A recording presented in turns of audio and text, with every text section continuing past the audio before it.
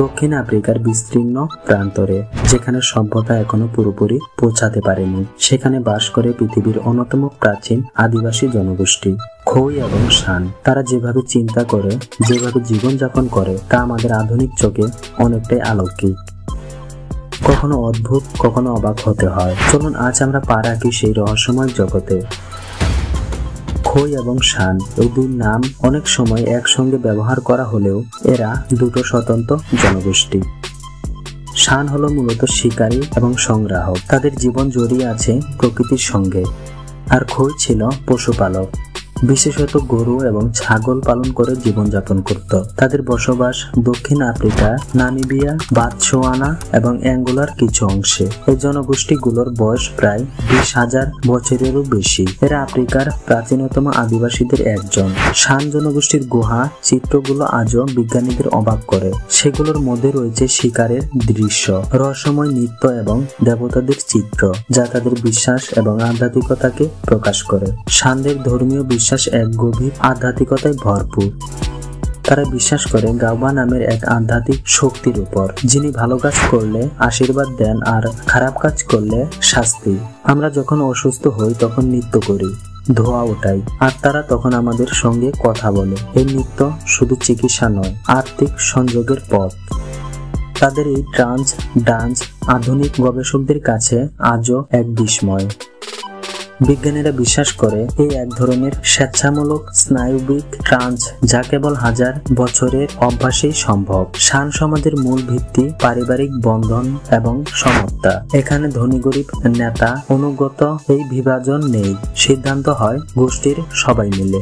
আমরা একসাথে থাকি, একসাথে খাই, একসাথে হাসি। কেউ অভুক্ত থাকলে বাকি সবাই অভুক্ত থাকে। নারী পুরুষ এখানে সমান। পুরুষেরা শিকারে যায়, নারীরা ফলমূল এবং কন্দ খুঁজে আনে। গবেষণা বলছে নারীদের সংগ্রহ করা খাবারই একক সময় পুরো গোষ্ঠীর প্রধান খাদ্য উৎস। শান সমাজে বিয়ে হয় পারস্পরিক সম্মতিতে, তবে একটি বিষয় একটু অদ্ভুত মনে হতে পারে। কিশোর বয়সেই তাদের বিয়ের আয়োজন শুরু হয়, কিন্তু তা কেবল সামাজিক আনুষ্ঠানিকতা। যৌন সম্পর্ক অনেক পরে। বিয়ের পরেও মেয়েটি থাকে তার মায়ের ঘরে যতদিন না উভয়ের পরিণত, তারা একত্রে বসবাস করে না। বিয়েতে কনে পক্ষ থেকে বর পক্ষকে উপহার দেওয়া হয়, যেমন চামড়ার পোশাক, খাদ্য। কখনো কখনো এই উপহার বিনিময় বহু মাস বা বছর ধরে চলে। শান আর খোই জনগোষ্ঠীর দৈনন্দিন জীবন এক রহস্যময় ছন্দে চলে। তারা পশুর হাঁটার শব্দ, ডাক, এমনকি গন্ধ পর্যন্ত অনুসরণ করতে পারে, এমন নিখুঁত ভাবে যা আধুনিক প্রশিক্ষিত সেনারাও পারে না। আমরা হরিণের মতো হাঁটি, বাতাসের দিকে মুখ করি না, পশুদের মন বুঝি, তবে শিকার করি। তারা তীর ধনুককে ব্যবহার করে, যার তীরে থাকে বিশেষ গাছের বিষ। আধুনিক বিজ্ঞানীরা জানেন এই বিষ এতটাই শক্তিশালী যে মাত্র কয়েক মিনিটেই একটি বড় হরিণ নিস্তেজ হয়ে পড়ে। তাদের চিত্রকলা, গুহার দেওয়ালে আঁকা রহস্যময় প্রতীকগুলো আজও গবেষকদের মাথা ব্যথার কারণ। কেউ বলেন এগুলো আধ্যাত্মিক, কেউ বলেন পূর্বসূরীদের বার্তা। বর্তমান বিশ্বের দ্রুত ছুটে চলার জীবনে খোই এবং শান জনগোষ্ঠীর অস্তিত্ব আজ হুমকির মুখে। বহু জায়গায় সরকার তাদের ভূমি দখল করেছে।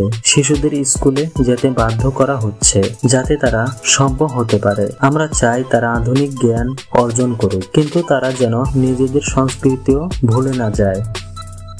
এই দ্বন্দ্বের মাঝখানে এখন পুরো একটি জাতি। একদিকে 1000 বছরের ঐতিহ্য, অন্যদিকে প্রযুক্তির হাতছানি। এই প্রাচীন জনগোষ্ঠীগুলোর গল্প আমাদের শেখায় প্রকৃতির সঙ্গে কিভাবে একাত্ম হয়ে থাকা যায়, যেখানে সম্পদ নয়, সম্পর্ক বড়, যেখানে জ্ঞান আসে অভিজ্ঞতা থেকে এবং বিশ্বাস আসে আত্মার গভীরতা থেকে। খোই এবং শান শুধু একটা জাতি নয়, তারা আমাদের সকলের অতীত, এক লিভিং টাইম মেশিন, যা দেখায় মানুষ কিভাবে একদিন প্রকৃতির সন্তান হয়ে বেঁচেছিল। তাদের চোখে পৃথিবী এক আশ্চর্য গল্প। হয়তো আমাদের চোখে কিছুটা অদ্ভুত বা অলৌকিক, কিন্তু আসলে সেগুলোই প্রকৃত মানুষের পরিচয়। যদি আপনি একদিন হারিয়ে যান সভ্যতার কোলাহলে, খোঁজ নেবেন, হয়তো কোথাও কখনো কেউ জীবনের আসল অর্থ জানে।